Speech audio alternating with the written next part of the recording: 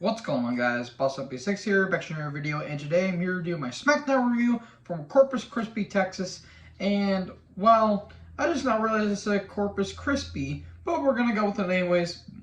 This is the first night of the WWE draft, and, well, some of these picks are interesting to say the very least. So, the matches really didn't amount to anything except for the main event, and you know, they're moving all the furniture and seeing where everyone's going to be landing. So, yeah, let's just get right into this review.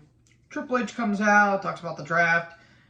Now, the rules are, after Backlash, whoever stays on what brand is official. So far, like, if, let's say, Nakamura is, like, going to SmackDown and he's on Raw, then once after Backlash is over, he's going to stay on SmackDown. So kind of like an example right there. Sounded a little confusing at first, but I like immediately clicked with it. So the first pick of the draft is, it was going to be Roman and Solo and Heyman. I mean, was there any other doubt? So yeah, Roman, Solo, and Paul are going to be the SmackDown. Cody is staying on Raw. If that means he's winning the world title, the new World Heavyweight Championship, then it's going to feel like a cop-out because you got to finish the story with Cody and Roman because it's obviously not done. They can either A, draft him to SmackDown, or he can win Money in the Bank and eventually cash it in at Roman at SummerSlam. Could be one of those three things. So there you go. Bianca's going to SmackDown. She's the Raw Women's Champion.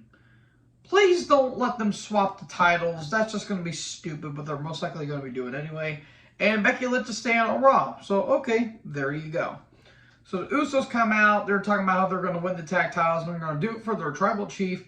Sami and KO come out. Owens is like, I'm sick of this crap. I'm sick of you saying you're going to do this for Roman. You haven't done anything for Roman. We're going to win and we win back the tag titles, or just win the tag titles again. So done with Sheamus come down. Bianca's in a hotel room talking about how she's so grateful to be on SmackDown. In all honesty, SmackDown really needed a lot of star power, and I think Bianca going to SmackDown is going to help that women's division. So, LA Knight took on Dunn. LA Knight was over. He was red hot with this crowd. This crowd was pretty damn hot, considering that Corpus Christi hasn't really been hot since the 80s with the Von Erichs and the Funks. This was a pretty solid crowd for the most part. And speaking of solid, good match. This was actually a pretty damn good match. In the end, LA Knight won, which shocked me. I figured he was going to take another pin. They may be pushing him. It'll take a little bit, but I have a feeling they're going to push him. And if they feel generous, they may give him the Money in the Bank briefcase. So the Bloodline are backstage. Again, talking about how they're going to win the tag titles. RVD is backstage by the Law locker room, and Hayes is by the SmackDown locker room. Okay, there you go. So RVD and Hayes come out. RVD's theme is still one of the best themes in WWE history. You can quote me on that. Seriously, ever since 2001, 2002, it's still a banger. So who's going to SmackDown? The Street Profits.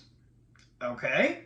Imperium the Raw. That's going to be interesting because now the IC champion is going to be on Raw, and I'm assuming that Theory is going to go to SmackDown. Honestly, that's for the better because they have been featuring Gunther more prominently and making him more look dominant, whereas Theory, they're kind of doing the same thing, different day with him. So I don't think him going to SmackDown is technically a bad idea, but Gunther to Raw, that's going to be a huge improvement in that mid-card division. Edge to SmackDown. Okay, interesting. See what Edge is going to be doing there on SmackDown. And Riddle is staying on Raw. So, okay, not bad. That's pretty solid. Edge on SmackDown. I wonder what he's going to be doing there. Speaking of Street Profits, they come down. And Bold and the Boulder, a.k.a. Strowman and Ricochet, versus Cruz and Wild, a.k.a. of the LWO, and the Street Profits in a triple threat. Wasn't bad. There were some pretty decent moments here. The crowd was into it, at least. Strowman just hurling Ricochet all over the place because why not? At one point, Braun was running through everyone, then Dawkins hit a dive on him, and then Ricochet hit a dive on Dawkins. But eventually, Frog Splash, 1, 2, 3, and the Street Profits win. So there you go. Bunny and Priest video package. That street fight's going to be very interesting. It's a San Juan street fight. Okay, I can give him brownie points for creativity at least. JBL and Longer backstage, and then they come out. Lashley to Smackdown. I really wanted to see Gunther versus Lashley, but oh well. I'm curious what they're going to do with Lashley, but damn, it was right there. But if that means Brock is staying on Raw, we could probably get Gunther versus Brock at SummerSlam, which, yes, please. All that and then some.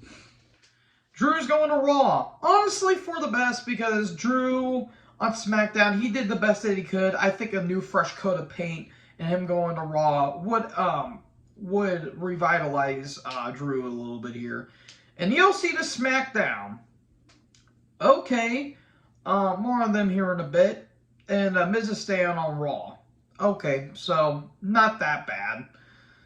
What unfortunately was, and this maybe, well, no, there's another segment that was actually pretty bad. Vega took on DeVille with Green. DeVille got no entrance. Vega won. Okay, Vega was getting over, I'll say that. Then Ripley attacks, and then Ripley attacks DeVille.